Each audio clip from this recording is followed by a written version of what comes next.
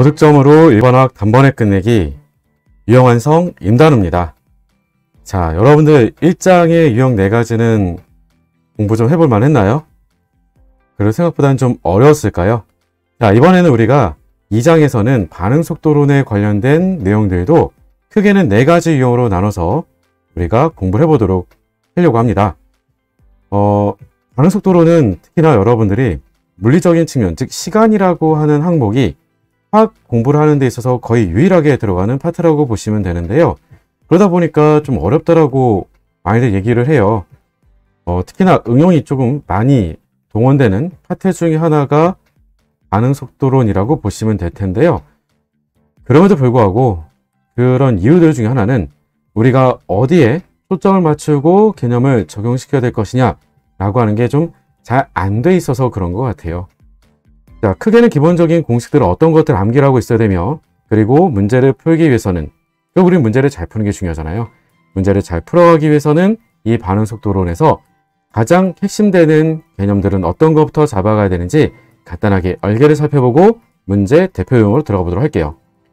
자, 크게는 4가지 유형이라고 얘기를 드리긴 했습니다만은 그 안에서도 보면 유사하게 구별이 되기도 할 텐데, 우리한테 제일 먼저 필요한 정보들 가운데 한 가지는 기본적인 개념들의 암기예요. 즉, 반응속도를 나타내 주는 데 있어서 반응속도라고 하는 것이 기본적으로는 반응물의 농도에 비례가 돼주죠. 따라서 반응물인 A의 농도에 얼마나 비례가 되는지, 반응물인 B의 농도에는 또 얼마나 비례가 되는지, 이 등을 우리가 바로 N차와 N차라고 하는 반응차수로 비율관계를 나타낼 수 있다고 하는 것과 동시에 이 정보들로부터 비례 상수로서 우리가 반응속도 상수라고 하는 것도 정보를 얻어낼 수 있기도 하죠. 자, 또 한 가지의 개념과 공식으로 연결될 부분 중에 하나는 위와 같은 반응속도라고 하는 게 곧 단위 시간당 농도 변화량이다라고 하는 미분형 속도식으로부터 적분을 하게 되면 우리는 농도와 시간의 관계로 바꿔볼 수 있다는 데 있어요. 즉, 그런 반응물의 농도와 시간의 관계로 우리가 바꿔서 보게 되면 그 주어진 정보로부터는 우리가 어떤 것들을 추가로 더 알아낼 수 있겠니? 라고 하는 게 곧 반감기라고 얘기를 하게 되는 거죠. 물론 반감기 외에도 우리는 기본적인 차수들에 대한 정보들도 알아낼 수가 있겠고, 앞서 언급을 했던 속도 상수에 대한 부분도 같이 알아낼 수 있기도 할 겁니다. 자, 또 한 가지의 관련된 개념의 공식으로는 앞서 언급이 됐었던 속도 상수에 대한 부분이 되겠죠. 충돌 모형 혹은 충돌 이론이라고 하는 개념으로부터 우리는 반응속도 상수라고 하는 것이 간단하게는 온도를 증가시켜주게 되면 더 빠르게 움직이기 때문에 속도 상수가 증가한다는 건 알아요. 하지만 정확하게는 속도 상수가 온도와는 얼만큼의 비율 관계가 성립되는지 조금 더 정리해보자라고 하는 것이고, 그에 관련된 내용으로부터는 활성화 에너지까지도 우리가 알아낼 수 있다고 하게 되는 거죠.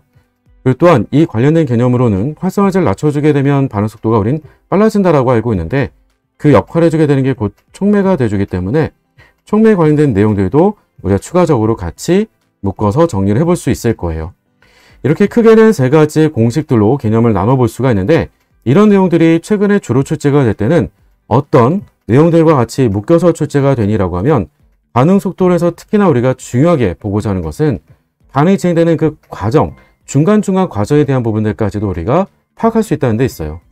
그 중간중간 과정이라고 하는 것들이 곧 바로 각각의 단계 반응으로 우리가 쪼개서 볼 수 있다고 하는 반응 메커니즘이라고 하는데요. 그래서 이 다음과 같은 내용들이 문제들마다는 최근에 반응 메커니즘과 연동돼서 같이 묶여서 많이 출제가 되는 편이에요. 그게 속도 법칙으로 묶여서 출제가 될 때도 있고, 적분형 속도식에 대한 정보가 묶여서 출제가 될 때도 있고요. 혹은 우리한테는 속도 상수와 온도 전선에 관련된 부분들도 반응 메커니즘과 같이 연동돼서 출제가 되기도 합니다. 따라서 다음과 같이 우리가 반응 메커니즘에 관련된 기본적인 용어 혹은 그 관련된 정보들도 같이 정리를 해둘 수 있어야 될 텐데요. 특히나 반응 메커니즘도 나머지 내용들과 함께 대단히 중요한 정보를 주게 되는 것들은 바로 반응 차수입니다. 즉, 여러분들이 반응 속도라고 한다면 결국은 반응물이 얼만큼 많이 있냐에 따라서 반응 속도가 달라지게 되겠고, 따라서 우리는 그 반응 차수라고 하는 것이 늘 가장 먼저 중요한 정보로서 해석이 필요하겠다라고 하는 거고요.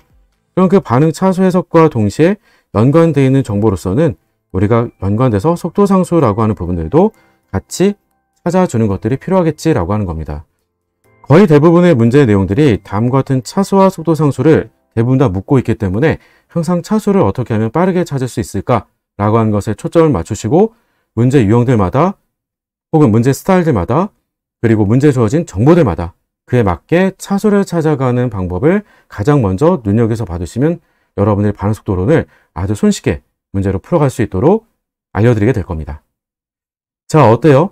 막상은 우리가 그 주요 개념들은 굉장히 많은 듯 싶고 공식도 많은 것 같지만 막상 결국 문제를 풀어 나가야 될 가장 키가 될 그 방법이다라고 하는 건 차수를 찾아가는 데 있다라고 하는 거니까 지금부터 우리가 그 풀어가는 방법들을 유형별로 알아보도록 하겠습니다.